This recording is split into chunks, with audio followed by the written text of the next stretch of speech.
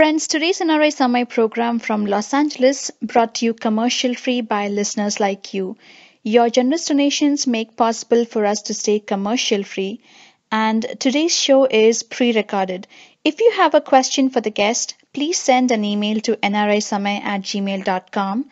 We will follow up with the guest and find the answer for you. Thank you for your support. Friends, welcome back to NRI Samay. This is your host for today's show, Sri Hari. We are going to talk about a very interesting topic today. It's about yoga, but the yoga is taught in the prisons in United States. So this is by an organization called Liberation Yoga, and we have with us today Anneke, and she's a founder of Liberation Yoga. Anneke, welcome to NRI Samay. Thank you. Thanks for joining us today. I know you and taking this time. But to begin with, could you tell us a little bit about Liberation Yoga? Then we'll talk more about what you guys do, and then maybe a little bit about your background also. Absolutely.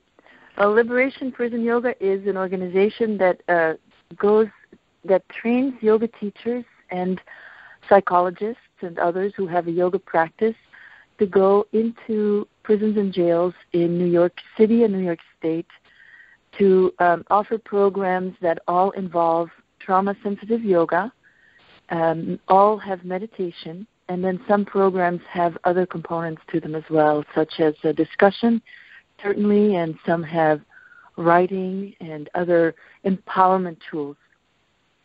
And so we have, at the moment, 19 programs, weekly programs. So we set up programs in prisons and jails together with the administration, and then we train the yoga teachers, and we support them until they are ready to go on their own or with two people at once, and that is what we do.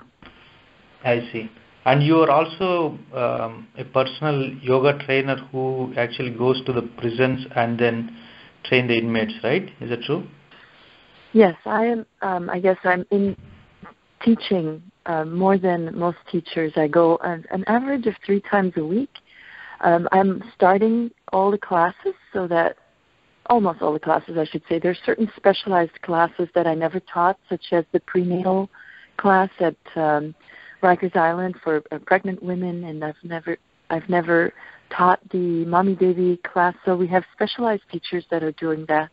But generally, I go in and I start the program with the inmates, and then I bring the teacher who's going to teach it along with me, and then I'll go in as long as the other teacher needs me to go.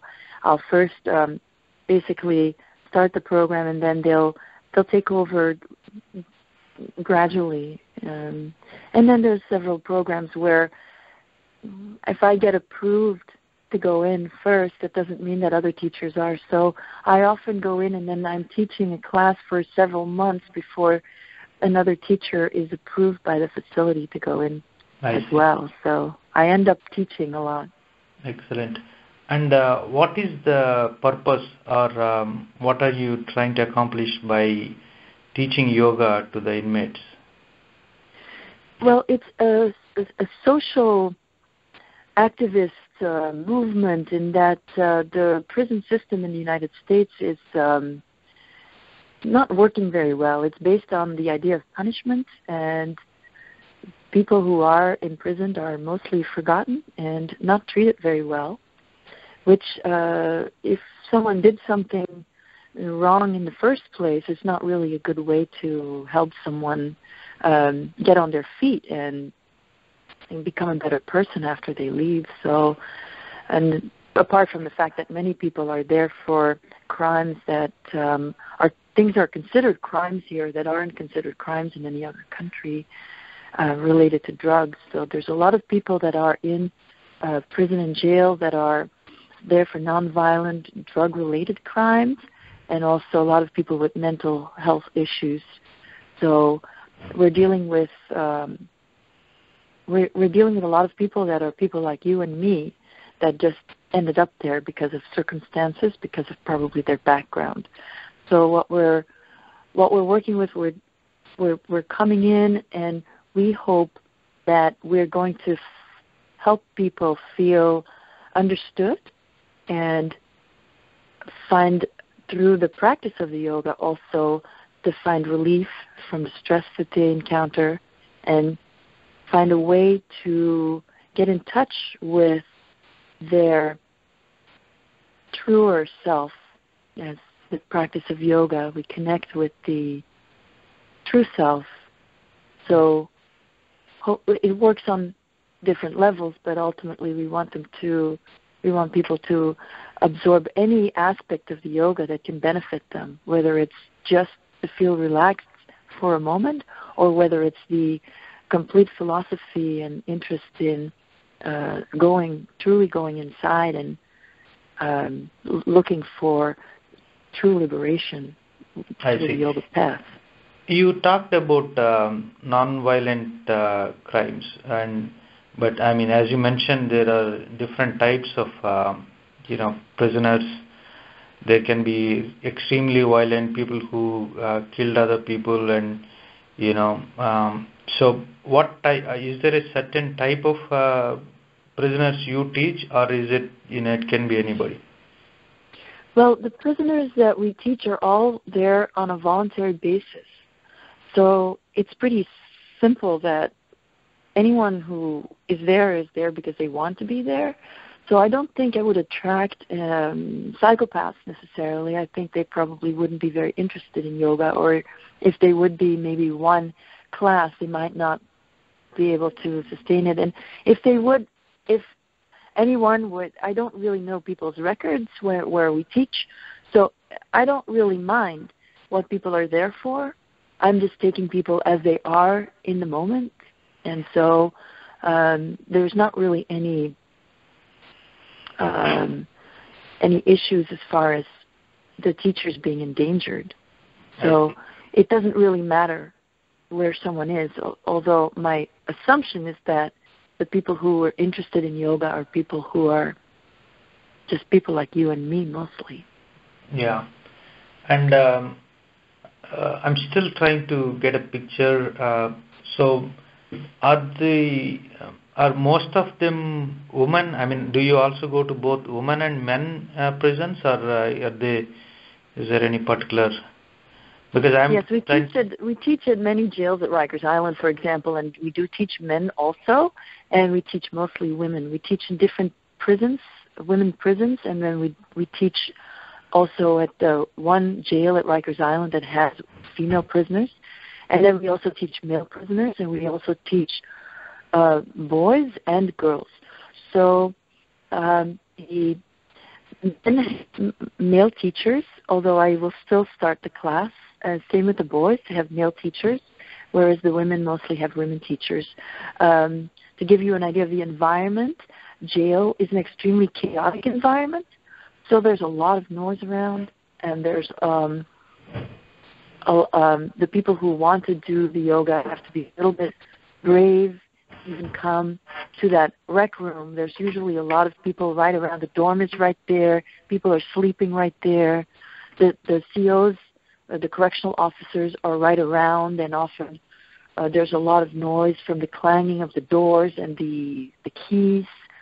So and then there's also often planes that are going up from LaGuardia Airport, which is right across the water from Rikers Island. So we often deal with tremendous noise in the classes. And people looking in because everything is open. So there'll be other inmates looking in and checking it out.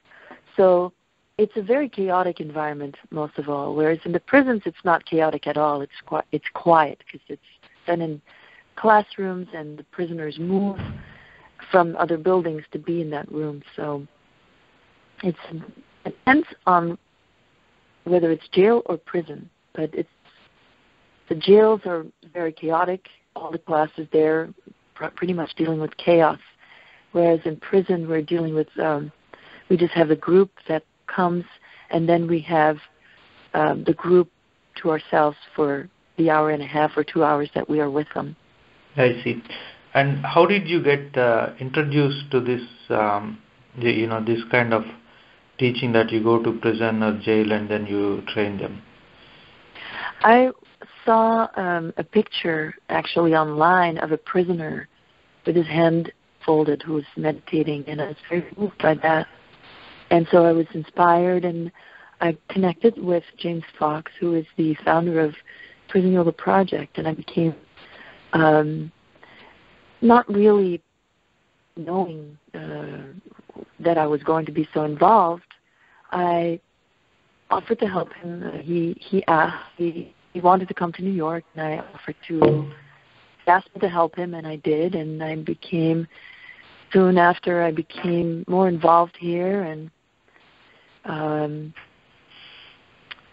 and became a director for Prison Yoga Project, which I did here for 3 years before I started my own organization, Liberation Prison Yoga. I see. So I know that California is, I think, where James Fox is probably focused. So is this program, that yoga in prisons, is it across the United States, or do you have to work with particular states and then the counties and then go in there? I would work in all counties in New York, and I'm focusing mostly on New York City, and New York State. So when we go to all the prisons upstate, some of them are very far from New York City, 5 hours north from New York City, for example. The inmates there are still mostly from the 5 boroughs of New York City. Of course, people come from other places in New York, but most of the inmates are just from New York City. It's a very large city. So we have plenty of work to do just right here. And I've always been local. I started all the programs where we are. I started them myself. So I don't want to widen my scope too far. Although the teacher trainings are, of course, open to anyone, and it can be people can be helped and supported and taught different ways of teaching yoga that is very different from a regular class outside to enter any facility and start a program themselves. I see. Got it. And I mean, what you are doing right now is very inspirational, but just because of your background also, based on what I was reading, it's even more special and just incredible. Could you tell us, I mean, I read that you were a victim of child trafficking, which can be very traumatic for anybody, especially a small child. Could you tell us about that, what happened, so that our listeners can connect to what you are doing right now, and then what's your background also? Yes, I'll be glad to share a little bit about my background. I was sold into sex slavery by my parent at the age of around my 6th birthday, and so I was in an environment that was extremely violent.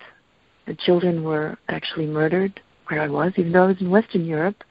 This was a network of men who were often involved in politics, some quite visible politicians, businessmen, and aristocrats that were in some kind of club together. And sorry for the noise. And I was used there for 5-6 years, and I saw it was an extremely violent environment. There was a lot of violence done to me, and there was also, I saw horrible things happen.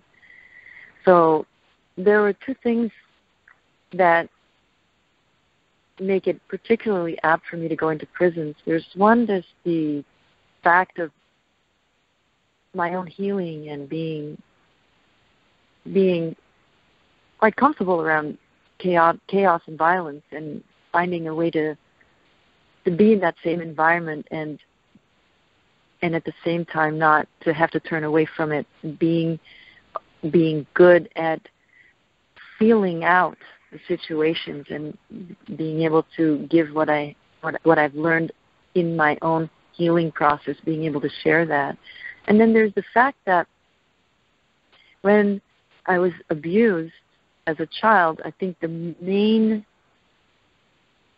element that stayed with me for so many years is that I was made to feel that I was evil.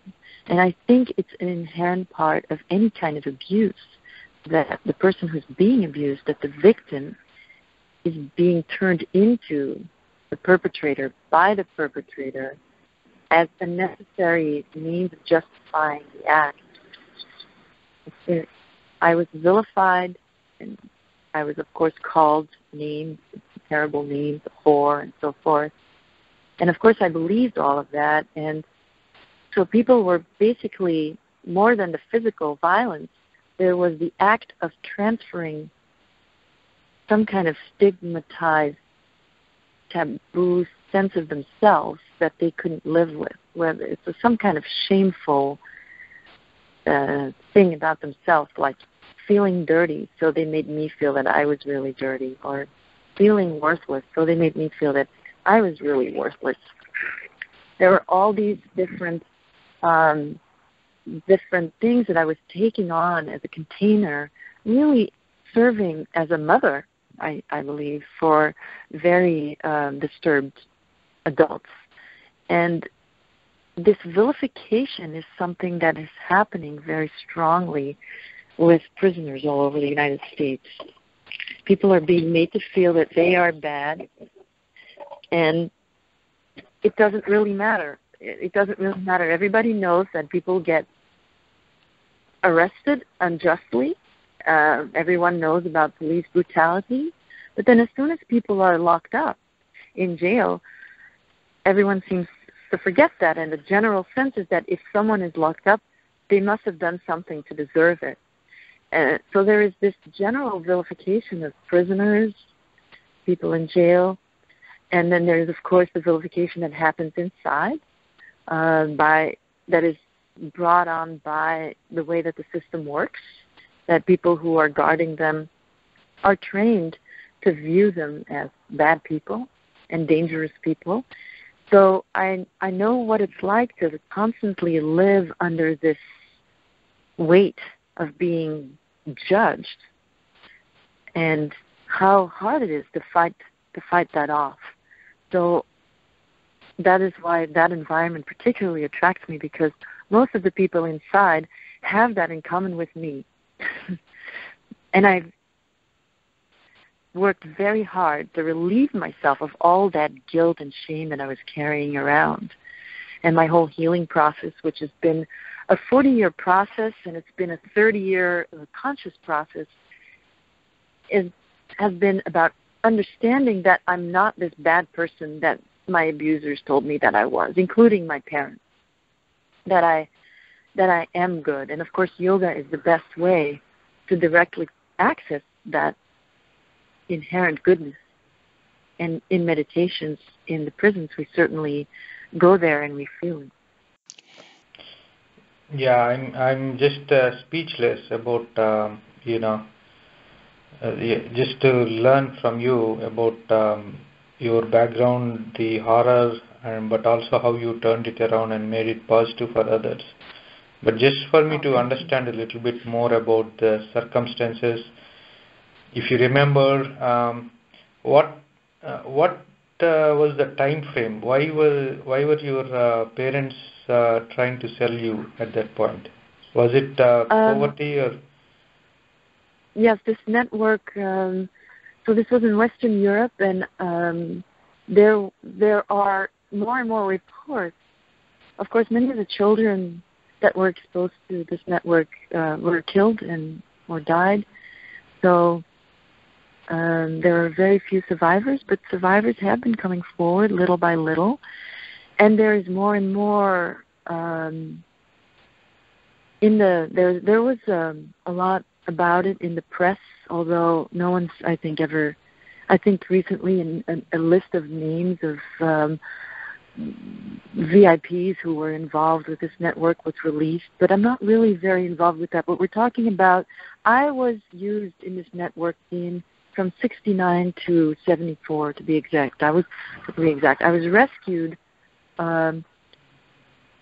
very dramatically by someone from the inside, someone who was actually a gangster who was working within that same context, but who got me out and struck a deal to get me out, which cost him his life, essentially. Not an environment where good deeds go unpunished. So that was effectuated in 74, and this person then gave me a list of survival instructions that I lived by very closely. They were very specific, and I really don't know where he got them, but they involved coming to New York, leaving the country. They involved very precise directions about prostitution, drug use, whom to marry, what to do, where to go, what not to do, and where not to go, where not to be. So I followed these instructions and lived by them pretty close to the bone till quite recently. Of course, one of the instructions was to never speak about what had happened. So that is one. Once I started writing about what happened to me and started healing further, I started to talk about it. But it did take 40 years before I actually started speaking publicly about what happened. Okay, maybe that instruction was don't speak until you heal yourself. No, that wasn't the instruction. It was just never say anything. Yeah. But I don't have to live by these instructions anymore because I have myself now, to... Yeah. And again, but for parents to sell the kid, I'm trying to understand what was that, and then the network. What are they doing? Why are they taking the kid? The network was a kind of it was kind of a mafia, I guess.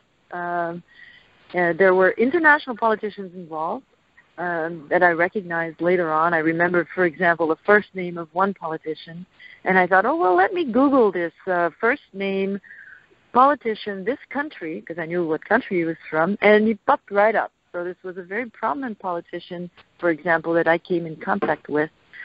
So there were some international politicians involved, and then there were mostly some, of course, corrupt local politicians from my country, and aristocrats who kind of teamed up. So I guess the aristocrats had a sort of culture of sadism, those depraved aristocrats that were part of this, of course, that were part of this club, if you like.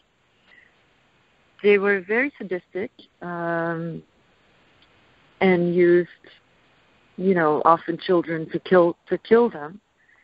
And the politicians and businessmen were more interested in girls and raping girls as a way to satisfy their sexual urges without any regard for. They were very interested in girls, let's say young teenage girls. So it was just the and of course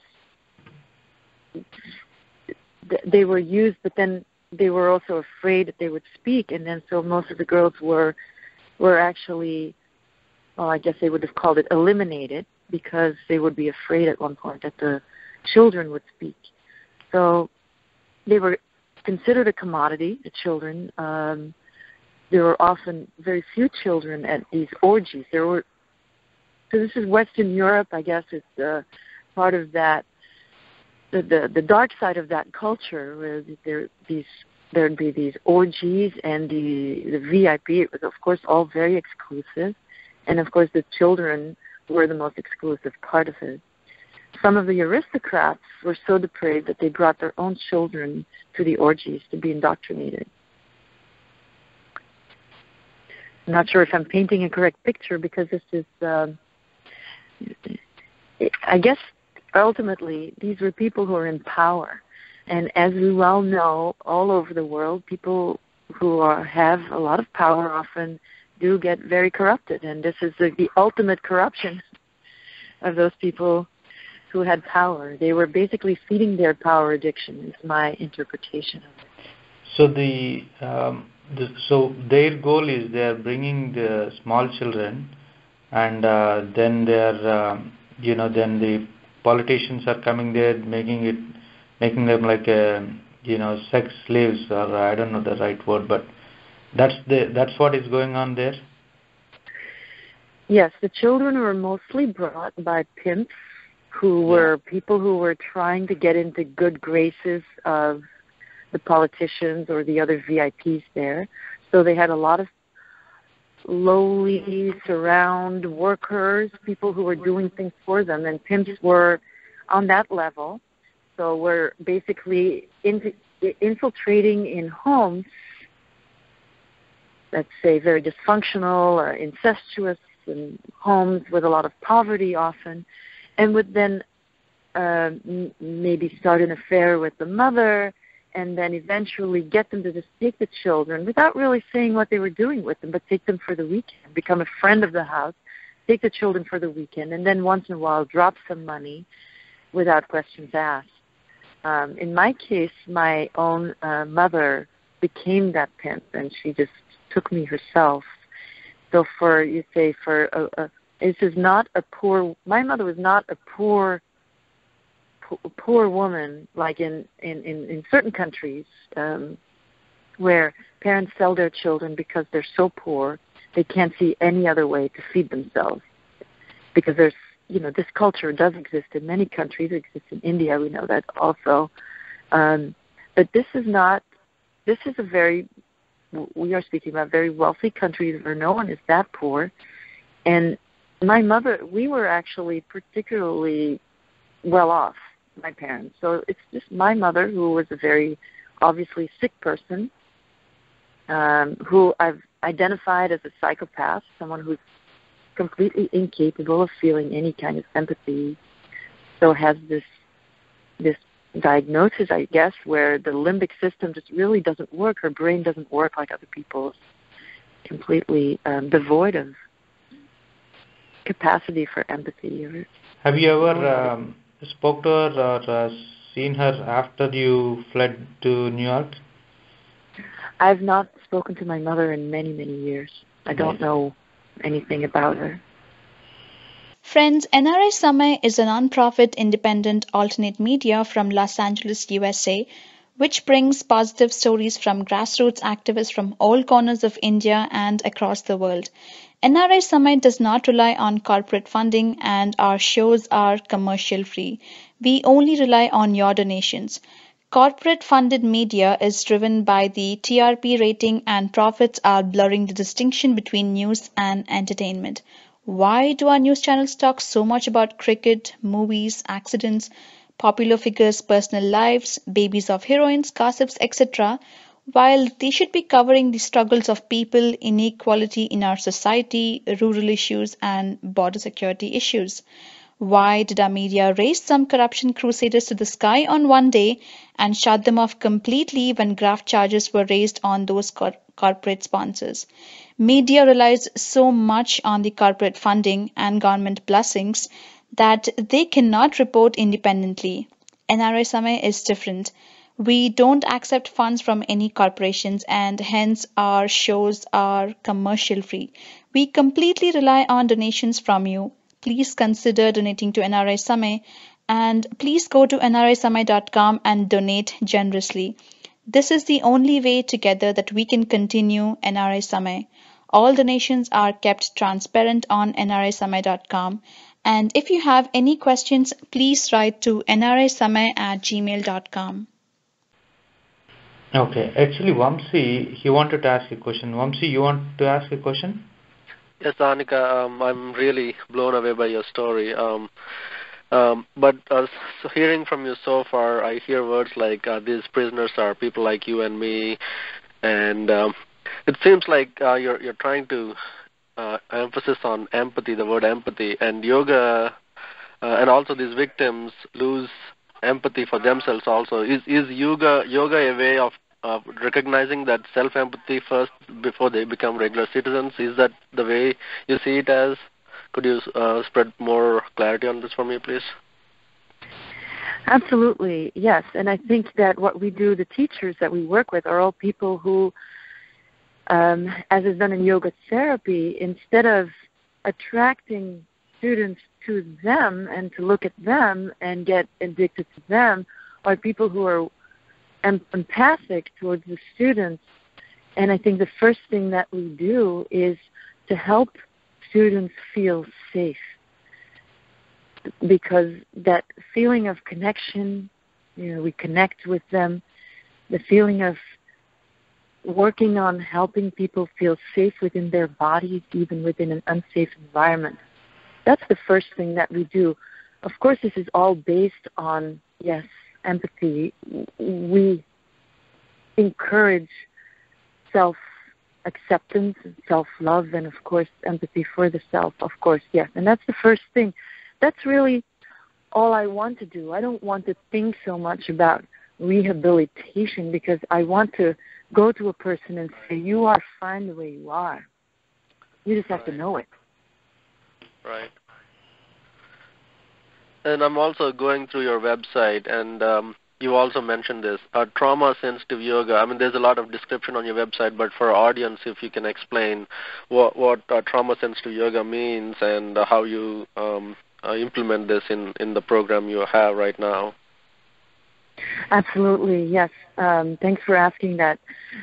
So I mentioned it a little bit. In yoga therapy, the focus really is on the student and on the self-empowerment of the student rather than the authority of the teacher. So we focus on self-empowerment, giving people tools, but we come in to connect. So the way we speak to people is very different. Obviously, in most yoga classes, you hear commands all the way through. That's the first thing that we don't do at all. Everything that we say, the way we say it, we can have a very clear thing of what we want people to do. We don't want to have anyone feel confused. What we're doing is clear, but the way in which we are speaking is very kind, and it's inviting people to join. If the body is ready to do this right now, let's do this. So there's never a command, because that's obviously a great trigger for prisoners, because they get commanded all day long. And then other aspects of the trauma-sensitive way of teaching yoga, there's a very big focus on connecting. So we will stop and ask students how this is going. We will check in. We will basically treat them as human beings, and coming in with this kind of respect and gentle approach can be in itself just so powerful, because when people aren't used to being treated with respect and with a gentle way, the difference alone can be very powerful. So everything is designed to connect, to make people feel safe, to help people feel good in their bodies. And then we every one of our programs has meditation. That is really the central part. And we make it very clear that it's not the physical part of yoga is very helpful for many things, but obviously it's really so that we can sit in meditation and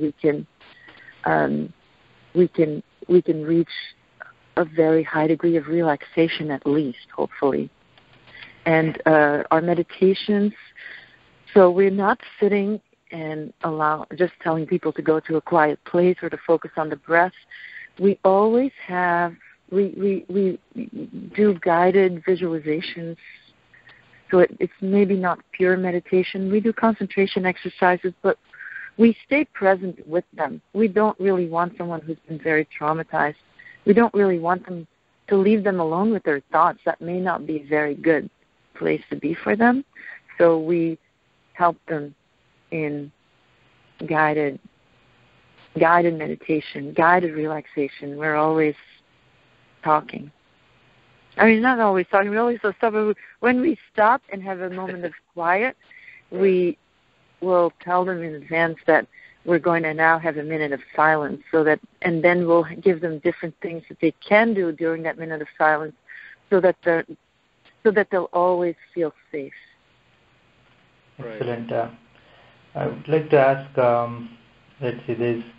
So people who enroll in this program, maybe you can tell how many are enrolled, but I'm more interested in what is the feedback you hear from them, and do you hear anything, do you get any feedback once they're out of the prison? Then do you get a feedback whether they're continuing or whether they still see the benefit? I get nothing but positive feedback from both the prisoners and the administration. Okay. We actually have started a class, or are starting a class with the staff at Rikers Island also. So those are obviously the people who deal with a lot of stress too, and often from the same demographic as the inmates. So we want to help ease the stress and help people in who are in that environment, which is an inherently stressful environment. But to go back to your question, you said, the feedback. Yeah, generally I haven't really. It's all voluntary. So if people don't like it, they won't come back. But I think the worst thing that has ever happened is that people just have hard time sinking into the relaxation because of what lies beneath, and usually this is grief that lies beneath. So if we're not in a setting where that grief can really be expressed, then sometimes it's hard for the inmates to let themselves relax because of the pain that's right underneath that. But generally, people are just so gracious. Just express. There's so much love that's been reflected back to me. It's incredibly healing for me. Such sweetness. I generally, I think I can say this, I connect very well with Indian people because I often find that there's a devotion, a natural devotion there, and a sweetness that is often lacking in Westerners. But I can tell you that it's not lacking in the prison. Yeah, that's a very good point. Yeah.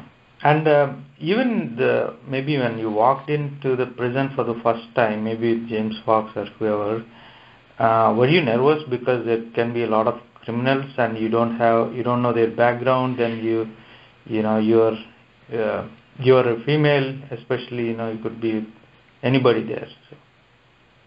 Well, the first prison I walked into was San Quentin, and yeah. I thought I would be scared, but the truth is that I survived in an environment where I was in a lot more danger all the time, and every move I made was based on survival.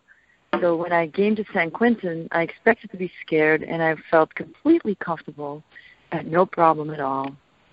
And my first observation was that I expected that the people that I was going to meet there were going to be like the people from my past who were psychopaths mostly, because they were powerful people who were completely gone.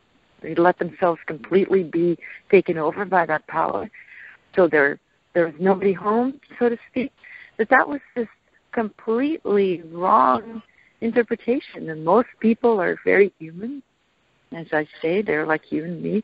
And I didn't really, there were some people who were maybe not behaving, but it didn't really trouble me at all because I was safe.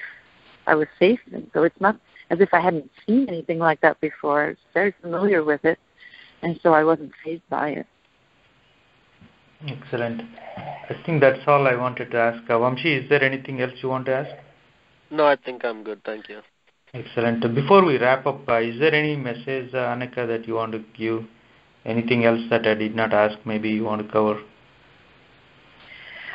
I think as far as the work with Liberation Prison Yoga, we've covered pretty much everything that I can think of, I can tell you that we're a young organization. So I just started the organization. I incorporated the organization this year.